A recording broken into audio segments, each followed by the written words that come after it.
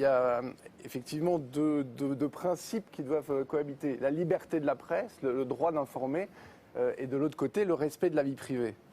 Et évidemment, ça s'entrechoque. Mais D'après votre tribune dans Le Monde, vous êtes du côté du respect de la vie privée. Mais je ne suis pas du côté. C'est la loi, comme l'a dit mon ami Georges Kejman. Et puis, c'est un principe journalistique.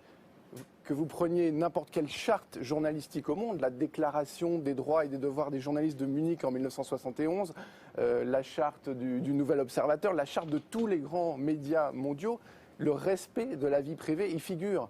Donc, quand est-ce qu'on peut... Mais qu'est-ce que c'est que la vie privée? Quand est-ce que la vie privée devient un petit peu publique en même temps? Sophie, quand quelqu'un fait l'amour avec quelqu'un, c'est de la vie privée, non? Ça vous paraît? Mais dès l'instant où il y a des rumeurs, où il y a ça, non, Twitter, où il y a Internet...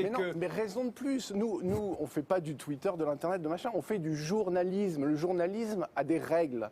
Et la règle, c'est que pour violer ce principe, comme l'a fait Closer a clairement violé le principe de respect de la vie privée, il faut une justification gigantesque.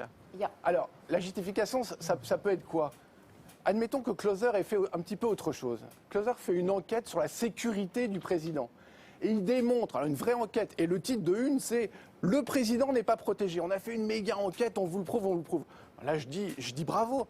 Mais là, c'est quoi la justification de Closer? C'est un peu hypocrite quand même. Parce que mais non. Avec les mêmes photos, juste le titre différent. Prenez le code américain, le code des journalistes américains. Il dit clairement « Only an overriding need justify an intrusion into anyone's privacy ». Mais là, ils considèrent qu'il y a overriding need. Alors, laissez-le traduire. Il faut une nécessité publique prépondérante, un intérêt public prépondérant pour qu'on aille violer ce principe. Un intérêt public, Frédéric, pas un intérêt du public. C'est une question de traduction un peu quand même. Non, l'intérêt général. L'intérêt général. Il en reste pas moins vrai, parce que c'est un élément que vous avez bien pointé, que quand on fait d'un argument politique l'exemplarité de sa propre vie et notamment de sa vie privée, quand on se met en scène, comme vous l'avez très justement dit, ce qui n'était pas le cas auparavant. Mais on a maintenant deux présidents l'un après l'autre qui ont mis en scène leur vie privée, ce qui n'était pas le cas auparavant.